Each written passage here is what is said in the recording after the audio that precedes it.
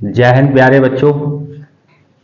कैसे हैं आप सब लोग। उम्मीद है आप सब लोग स्वस्थ होंगे, मस्त होंगे और पढ़ाई अच्छे से चल रही होगी। तो प्यारे बच्चों, हमने पढ़ना स्टार्ट किया था पोषक तत्व। पोषक तत्वों में भी हमने बहुल पोषक तत्वों को पढ़ना स्टार्ट किया था। बहुल पोषक तत्व में हम विटामिन को पढ़ चुके हैं। जितने भी विटामिन हमारे होते हैं, चाहे वो जल में घुलनशील हों चाहे वसा में घुलनशील हों, उन विटामिनों के बारे में हम अच्छे से पढ़ चुके हैं और हमारे अच्छे से समझ में भी आया होगा। अगर विटामिन से, किसी भी विटामिन से रिलेटेड कोई भी किसी भी बच्चे की क्वेरी हो, कोई भी प्रश्न हो, तो कमेंट सेशन में एसएमएस डाल दें, उनका जवाब उन्हें दे दिया जाएगा। तो बहुल पोषक तत्व में आज जो हमारी क्लास चलेगी प्यारे बच्चों, वो चलेगी वसा पे। वसा यानी फैट। वसा क्या होता है, क्या बॉडी में हमारी में इसके कार्य होते हैं, इसके स्रोत क्या होते हैं, वसा जो है बुरा होता है या अच्छा होता है हमारे स्वास्थ्य के लिए, हमारे शरीर के लिए। आज इन पूरी बातों पे हम गहराई से चर्चा करेंगे, इसके बारे में जानेंगे। तो बने रहिए मेरे साथ अंत तक इस क्लास में। अगर ये क्लास आपको पसंद आए, अच्छी लगे, तो चैनल को सब्सक्राइब करें, लाइक करें और अपने दोस्तों में इस क्लास को शेयर भी कर दें, जिससे कि भी आपके साथ साथ उनको भी इस क्लास का लाभ मिलता रहे। तो चलते हैं प्यारे बच्चों, देखते हैं वसा। मैंने जैसा कि ऊपर लिख दिया है वसा, इसका हमारी बॉडी में, हमारे शरीर में कार्य क्या होता है, इसका हमारे शरीर में कार्य क्या होता है। देखिए प्यारे बच्चों, हम सामान्यतः सभी लोग एनर्जी लेने के लिए भोजन करते हैं। भोजन से हमें ऊर्जा प्राप्त होती है, एनर्जी मिलती है, जिससे हम मूवमेंट, कोई भी क्रिया कर पाते हैं, हमारा शरीर कार्य करता है। अगर सोच के देखिए, ये एनर्जी आपको नहीं दी जाए, ये ऊर्जा, ये भोजन आपको नहीं दिया जाए, तो क्या आप जीवित रह पाएंगे? बिल्कुल नहीं प्यारे बच्चों। आपने देखा होगा, कोई मोटरसाइकिल हो, कोई वाहन हो, जैसे रेलगाड़ी, ट्रक, हवाई जहाज, इन सबको क्या है कि किसी न किसी एनर्जी की आवश्यकता पड़ती है। किसी न किसी एनर्जी की आवश्यकता पड़ती है और उस एनर्जी से ये लोग चलते हैं। ये जो ट्रैफिक होता है, ये वाहन जो होते हैं, एनर्जी लेके चलते हैं। इसी प्रकार से हमारा बॉडी, हमारा जो शरीर है, जितने भी जीव हैं, वो सब कोई ना कोई एनर्जी ले रहे होते हैं, कोई ना कोई ऊर्जा किसी न किसी रूप में प्राप्त कर रहे होते हैं। तो इसी प्रकार से हमारे लिए ऊर्जा का एक स्रोत फैट भी है प्यारे बच्चों। तो फैट क्या करता है, जैसे हमने भोजन लिया तो भोजन ने हमें एनर्जी दी, वैसे ही भोजन में सम्मिलित हमने वसा लिया।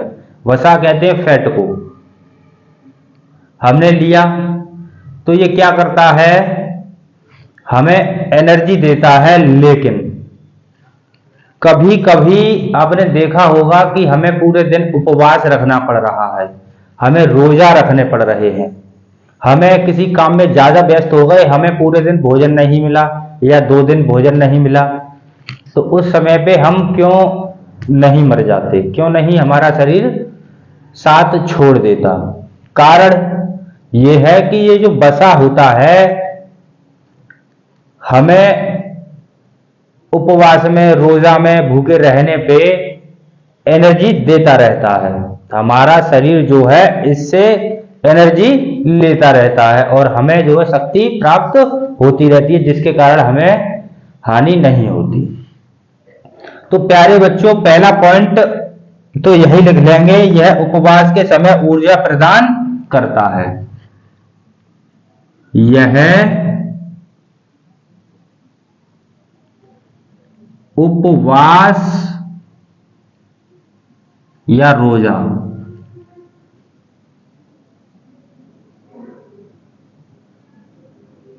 प्यारे बच्चों, रोजा जो होता है इस्लामिक धर्म में मनाया जाने वाला एक त्योहार है, जिसमें मुस्लिम समुदाय के लोग जो होते हैं वो व्रत करते हैं अपने खुदा को प्रसन्न करने के लिए, मनाने के लिए।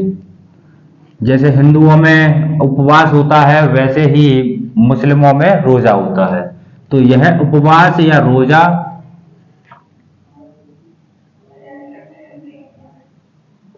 के समय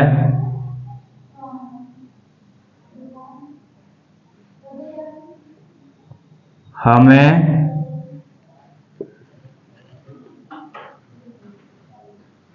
ऊर्जा देता है, ऊर्जा देता रहता है। तो क्या लिखा आपने? यह उपवास रोजा, रोजा आएगा प्यारे बच्चों, के समय हमें ऊर्जा देता रहता है। ये कब तक देता रहेगा? ये तब तक देता रहेगा जब तक हमारे शरीर में है। जिस दिन खत्म हो जाएगा तो हमारा शरीर जो है खत्म हो जाएगा। समझ रहे हैं? तो यह उपवास रोजा के समय ऊर्जा देता रहता है। तो प्यारे बच्चों, हम जानते हैं कि हमारे शरीर को ऊर्जा की आवश्यकता होती है। तो मैं आपको बताता हूं कि 1 ग्राम कार्बोहाइड्रेट,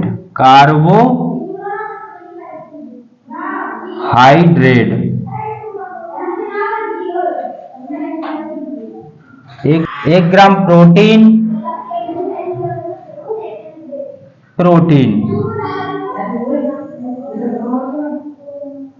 और 1 ग्राम वसा जो हम पढ़ रहे हैं।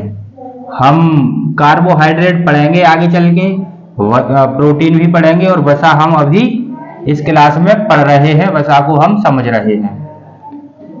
तो प्यारे बच्चों, हमारी बॉडी को जो एनर्जी मिलती है, हमारी बॉडी को जो एनर्जी मिलती है वो मिलती है कैलोरी में, मापते हैं उसे।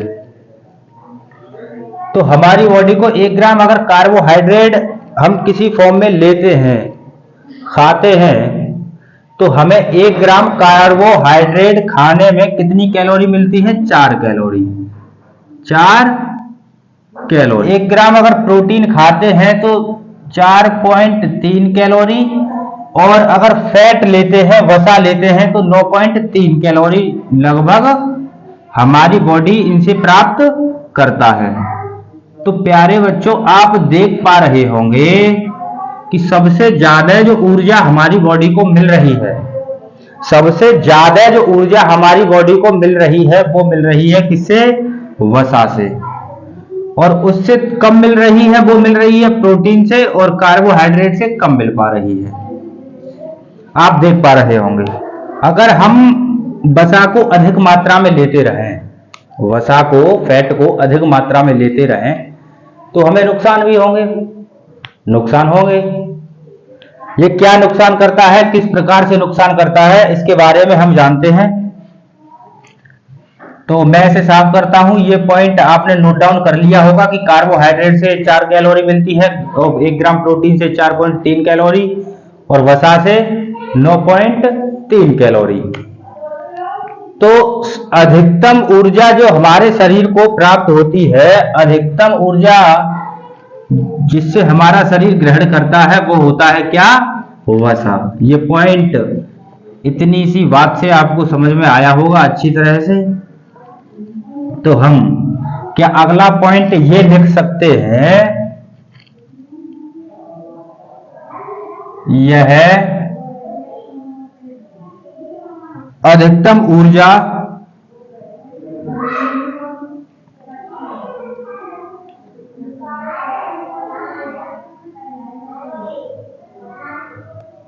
यह अधिक प्रदान करने वाला पोषक तत्व है।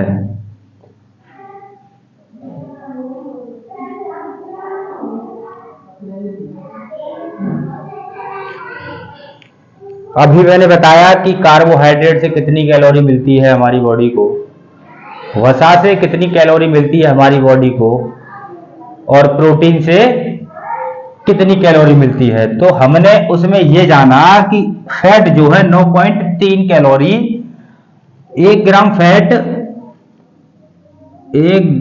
फैट हमारी बॉडी को 9.3 कैलोरी प्रोवाइड कर रहा है, दे रहा है। इतनी शक्ति, इतनी ऊर्जा हमें मिल रही है, जो कि अधिकतम है। कार्बोहाइड्रेट प्रोटीन से बहुत अधिक है, लगभग दूने का फर्क है, लगभग दूने का फर्क है। तो ये चीज आपको समझ में आई होगी। अगला पॉइंट इसमें क्या लिखेंगे, क्या है हमारा अगला पॉइंट? इसमें जो लिख सकते हैं प्यारे बच्चों, वो ये लिख सकते हैं, यह वसा घुलनशील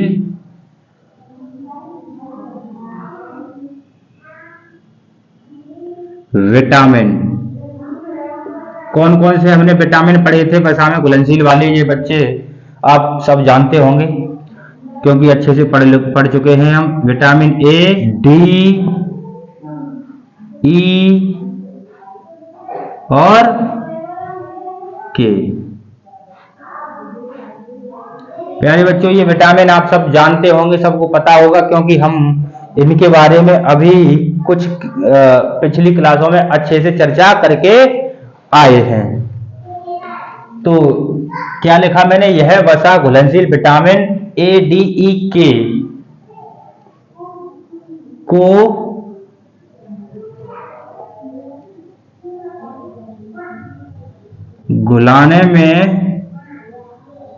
घुलने में सहायता प्रदान करता है। ये चीज आप लोगों को समझ में आई कि जो विटामिन ए, डी, ई, के हैं, जो वसा में घुलनशील विटामिन हमने पढ़े थे, इनको घुलाने में वसा क्या करेगा? सहायता करेगा, और इनमें जाके विटामिन वसा में घुलनशील वाले जो है वो घुल जाएंगे। ठीक है प्यारे बच्चों, तो ये पॉइंट दोनों आपने नोट डाउन कर लिए होंगे। मैं बताता हूं अगला पॉइंट क्या क्या लिखेंगे इसमें, कौन सी बात है जो याद रखने योग्य है। प्यारे बच्चों, ये जो पॉइंट मैं लिखवा रहा हूं वसा से रिलेटेड, ये महत्वपूर्ण पॉइंट है, इनको नोट डाउन करते रहिए और इनको जो है दिमाग में अच्छे से बिठा। वसा क्या करता है? ये हमारे शरीर के ताप को नियंत्रित करता है। आपने देखा होगा इस पे जो फैट चढ़ी हुई है शरीर पे, किसी बॉडी पे फैट चढ़ी हुई होती है, तो अंदर की ऊर्जा यानी ताप को बाहर नहीं जाने देगा और बाहर के अधिकतम ताप को अंदर नहीं आने देगा। ये एक बैलेंस बना के रखता है, ये एक बैलेंस बना के रखता है। आप सोच के देखिए, बाहर अगर हम किसी आग के पास खड़े हो जाएं, बहुत गर्म ताप है, उस ताप के आसपास हम खड़े हो जाएं, हमारी त्वचा जलने लगती है। और वही ताप अगर फैट वसा अंदर जाने दे तो हमारी बॉडी में कितनी हीटिंग हो जाएगी, हमारी प्राण भी जा सकते हैं। और सोच के देखिए, ठंडों के मौसम में, जाड़ों के मौसम में हम ठंडे स्थानों पे जाते हैं, वहां पे अधिकतम ठंड होती है, हमारी त्वचा जो है इतनी सिकुड़ जाती है कि हाथों में गिलटियां सी पड़ जाती है, ठंड से कांपने लगते हैं। अगर वही ताप हमारे अंदर चला जाए तो हमारी मौत हो सकती है। तो ये वसा, ये फैट जो है हमारे ताप को नियंत्रित करने का कार्य करता है। तो इसमें पॉइंट लिखेंगे, यह हमारे शरीर का ताप नियंत्रित करता है। ये आप समझ पा रहे होंगे, अच्छे से समझ में आपको आया होगा। तो प्यारे बच्चों, ये चीज आपको अच्छे से समझ में आई अब इसमें एक पॉइंट महत्वपूर्ण ये भी लिख लीजिए कि वसा जो है, वसा कार्बन, हाइड्रोजन, ऑक्सीजन, क्या चीज? कार्बन, हाइड्रोजन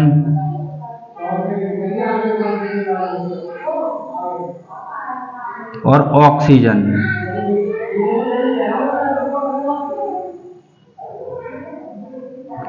से मिलकर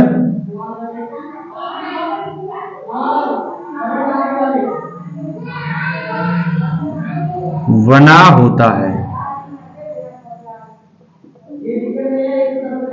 तो आपको समझ में आया, वसा जो है कार्बन, हाइड्रोजन, ऑक्सीजन से मिलकर बना होता है।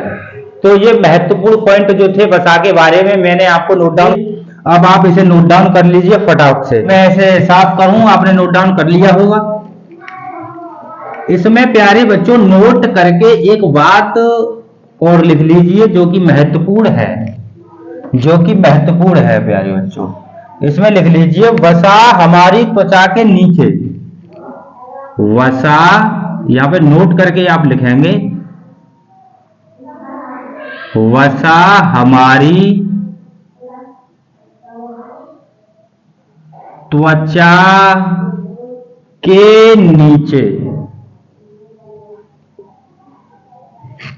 आपने देखा होगा कि जो लोग फैटी होते हैं, मोटे होते हैं, जिन पे कहते हैं कि चर्बी चढ़ गई है, तो त्वचा के नीचे जो है ये वसा बहुत बड़ी मात्रा में संचित होता है, इकट्ठा होता है। क्या होता है प्यारे बच्चों? एपिटोज ऊतक, ऊतक के पास संचित होता है। तो आपने जाना जैसे कोई व्यक्ति है, आप इसे देख लीजिए और ये काफी हेल्दी व्यक्ति है।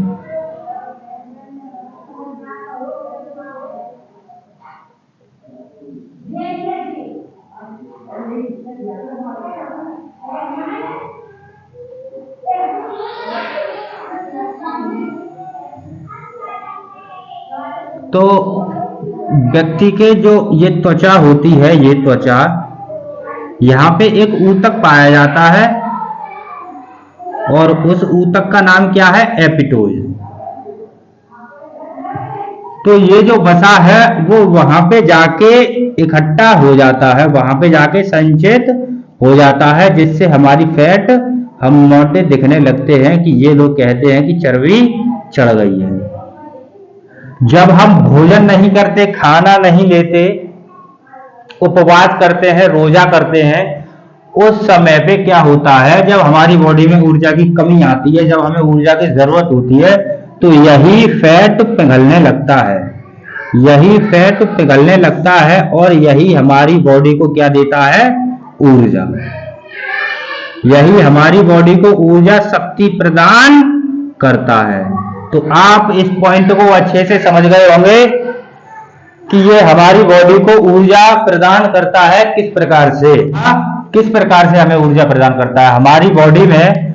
आप इस चित्र में देखिए, ये कितना फैटी व्यक्ति है, ये कितना फैटी व्यक्ति है। और जब ये भोजन नहीं लेगा, उपवास करेगा या रोजा करेगा, या किसी कारणवश भोजन इसे कुछ समय तक नहीं दिया जाएगा, तो इसका जो फैट है, इसका जो फैट है वो पिघलने लगेगा और बॉडी को ऊर्जा यानी शक्ति प्रदान करेगा। तो ऐसे ही जब हम भोजन नहीं लेते तो फैट जो है हमें ऊर्जा प्रदान करता है, और जब हम ज्यादा लंबे समय तक भोजन नहीं लेते तो क्या होता है प्यारे बच्चों कि ये फैट पिघलते पिघलते पिघलते पिघलते आदमी हो जाएगा इसकी तरह बिल्कुल पतला, इसकी तरह बिल्कुल पतला हो जाएगा और हमारी बॉडी जो है बेकार हो जाएगी, हमारे प्राण भी जा सकते हैं। तो फैट का अहम रोल हमारी बॉडी में होता है। अब हम जानते हैं फैट के प्रकार। वसा के प्रकार होते हैं प्यारे बच्चों, उनके बारे में हम थोड़ी सी चर्चा कर लेते हैं। देखते हैं वसा के कितने प्रकार होते हैं। तो मुख्यतः प्यारे बच्चों, मुख्यतः कितने प्रकार हैं? मुख्यतः 2 प्रकार हैं वसा के। ठीक, पहला है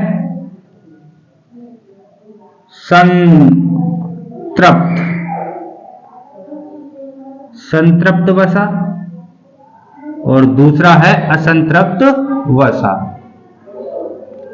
असंतृप्त वसा, एक संतृप्त वसा होता है और एक होता है असंतृप्त वसा। इस प्रकार से हम मुख्यतः वसा को 2 भागों में, फैट को 2 भागों में बांट के चलते हैं। संतृप्त वसा वो होता है जो आसानी से ना पचे, आसानी से ना पचे।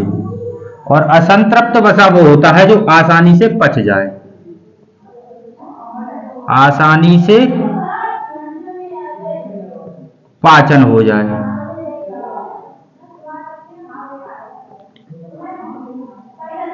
तो ये बात आपको समझ में आ रही होगी, संतृप्त वसा और असंतृप्त वसा में क्या मुख्य मेन अंतर है। संतृप्त वसा आसानी से ना पचे, जो आसानी से सहज ना पचे, इसको प्यारे बच्चों हम बुरी वसा भी कहते हैं, बुरी वसा। और इसको हम अच्छी वसा कहेंगे, अच्छी वसा। प्यारे बच्चों, सामान्यतः अंतर आपको समझ में आ रहा होगा। संतृप्त वसा जो होती है वो आसानी से पचती नहीं है। जब कोई भी चीज हमारी बॉडी में आसानी से नहीं पचेगी तो हम उसे बुरा मानेंगे, खराब मानेंगे, क्योंकि हमारी बॉडी में अपच की ऐसी समस्या पैदा कर देगी, भूख नहीं लगेगी, हम बीमार पड़ जाएंगे। समझ रहे हैं? तो उसे बुरी वसा कहेंगे क्योंकि वो आसानी से नहीं पच रही। और जो आसानी से पच जाएगी तो उसे अच्छी वसा कहेंगे, क्योंकक्योंकि हमें जो है कोई समस्या हो ही नहीं रही पचाने में, उसे आराम से पचा पा रहा है हमारा बॉडी, हमारा शरीर। आपने नोट डाउन कर लिया होगा, मैं इसे साफ करता हूं।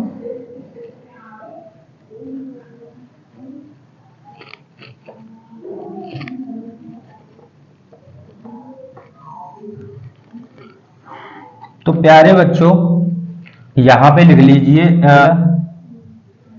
संतृप्त वसा और असंतृप्त वसा।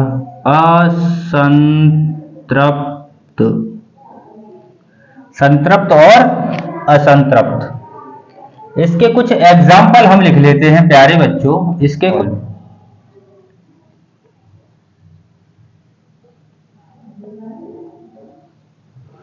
संतृप्त वसा का एग्जाम्पल बहुत ही अच्छा आप लिख लीजिए,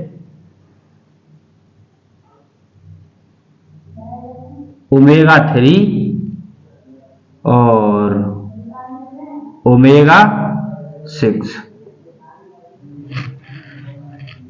प्यारे बच्चों, ये कहां से हमें मिलेगा? आप लिख लीजिए मछली से ये दोनों हमें प्राप्त होते हैं। ये अच्छी वसा में आता है और ये कोलेस्ट्रॉल जो होता है बुरी वसा में आता है। आपने कई प्रोडक्ट मार्केट के ये देखे होंगे जिसमें वो तेल कंपनियां, ऑयल बनाने वाली कंपनियां ये दावा करती हैं कि ये कोलेस्ट्रॉल फ्री है या कोलेस्ट्रॉल कम से कम है। सामान्यतः हम कोलेस्ट्रॉल को खाने से बचते हैं, कोलेस्ट्रॉल को लेने से बचते हैं, क्योंकि ये अपच जैसी समस्या कर देगा, हमारा शरीर खराब कर देगा। और इसे खाने का हम ध्यान रखते हैं। ओमेगा 3 ओमेगा 6 जैसे मछली है, ये आसानी से पच सकता है। ठीक है, तो ये चीज आपको प्यारे बच्चों समझ में आई होगी। थोड़ा सा पूरा एक बार में लिख पाऊंगा, समझ में अच्छे से आएगा।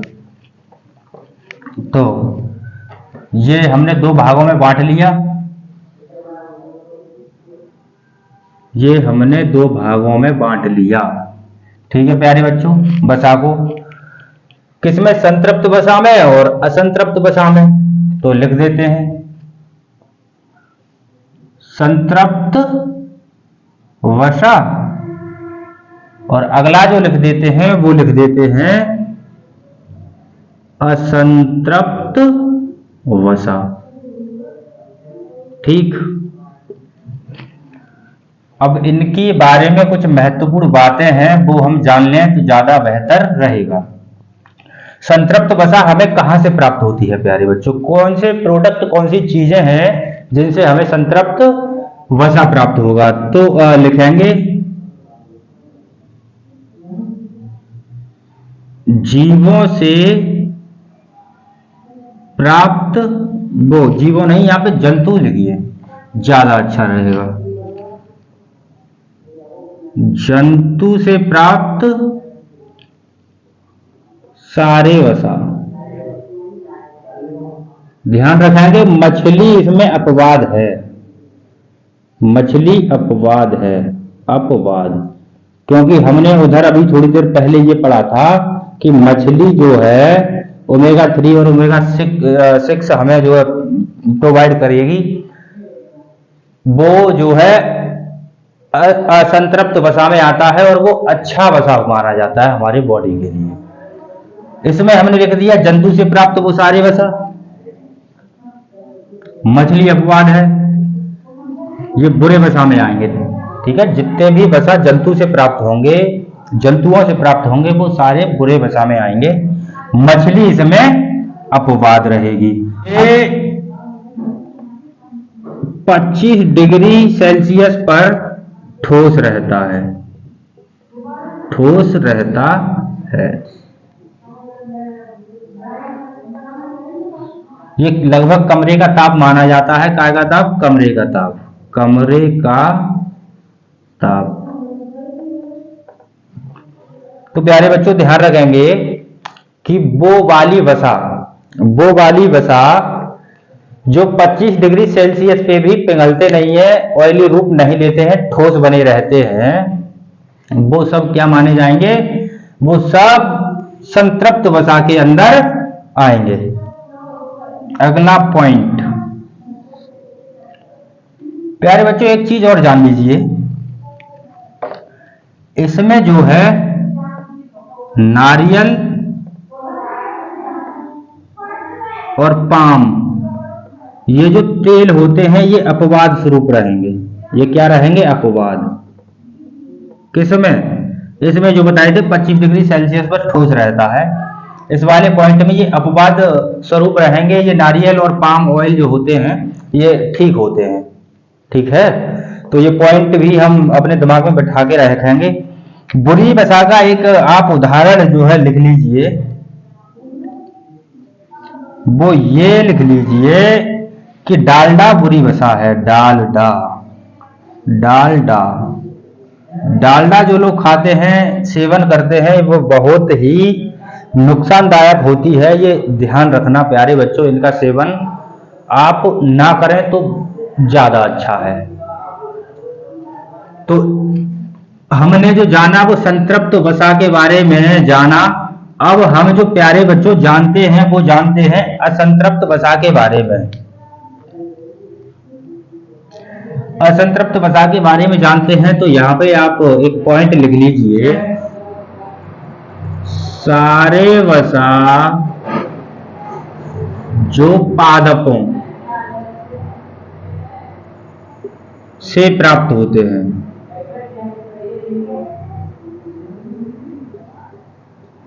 पादप यानी वृक्ष, पेड़, ध्यान रखेंगे। ठीक है, वह 25 डिग्री ताप पे क्या हो जाएगा? तरल, और ये क्या रहा था? ठोस। ये ऑयल रूप ले लेगा, ऑयली हो जाएगा और ये ठोस बना रहेगा। इतना सा अंतर संतृप्त और असंतृप्त वसा में हमने जाना। अब मैं इसे साफ करता हूं प्यारे बच्चों, आपने इसे नोट डाउन कर लिया होगा। अब इसके बारे में कुछ बातें और हैं वो जानते हैं, और फिर हम ये जानेंगे हमारी बॉडी में जाकर ये किस प्रकार से नुकसान करेगा, किस प्रकार से नुकसान करेगा।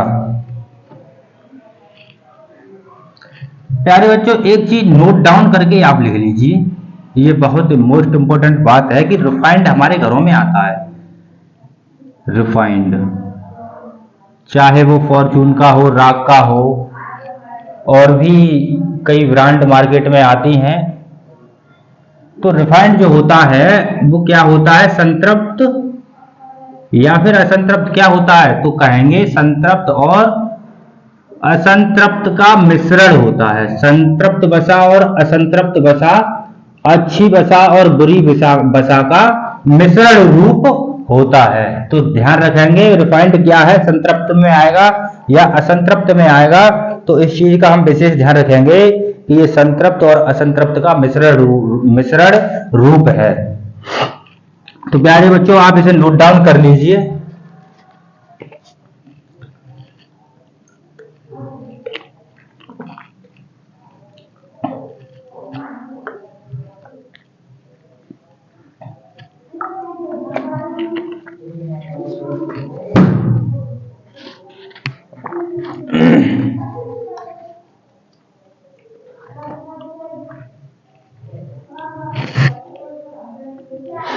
अब हम जानते हैं प्यारे बच्चों, आपने नोट डाउन कर लिया होगा।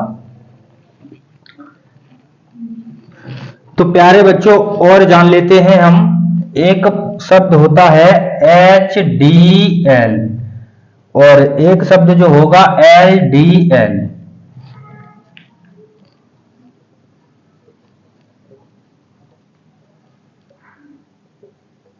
बच्चों हाई डेंसिटी ये होती है अच्छी वसा और ये होती है बुरी वसा। हाई डेंसिटी लिपोप्रोटीन ये होती है अच्छी वसा और ये होती है बुरी वसा। किस प्रकार से अच्छी होती है और किस प्रकार से बुरी होती है ये समझने का प्रयास करते हैं। प्यारे बच्चों हमारी बॉडी में होती है नसें। आप देख पा रहे होंगे ये कोई नस है जिसमें रक्त प्रवाह हो रहा है। ये कोई नस है जिसमें रक्त प्रवाह हो रहा है। तो इसमें क्या करता है, ये वसा हाई डेंसिटी वाली होती है।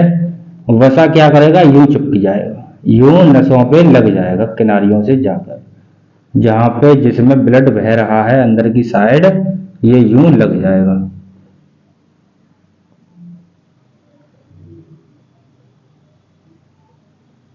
आप इसे देख पा रहे होंगे प्यारे बच्चों, ये वसा जो है यूं चिपक गया। चूंकि ये हाई डेंसिटी है तो नसों को इतनी जल्दी चौक नहीं करेगा, ये बिल्कुल किनारे से जाके यूं चिपक जाएगा बिल्कुल ठोस रूप में। तो नसों पे ज्यादा प्रभाव नहीं डालेगा। इसमें ब्लड संचार, ब्लड रक्त प्रवाह जो होगा वो आसानी से हो पाएगा। और ये जो है बहुत लंबे समय बाद इसको नसों को चौक करने के प्रयास में आ पाएगा। तब तक हमारा जीवन लगभग पूर्ण हो चुका होगा। तो ये हमारे लिए बुरी वसा नहीं है, ये हमारे लिए लगभग अच्छी वसा है। और लो डेंसिटी इसकी बात करें तो क्या होगा कि इसमें जो हमारी नस होती है, ये नस है और ये जो वसा है वो लो डेंसिटी होती है, इसकी डेंसिटी यूं होती है। तो प्यारे बच्चों आप इसे समझ पा रहे होंगे, इसे आप समझ पा रहे होंगे। अगर ब्लड यहां से निकला तो ये जल्दी ही ये नसों को चौक कर देगा, ब्लड को निकलने में समस्या पैदा करेगा। इससे हमें हार्ट अटैक,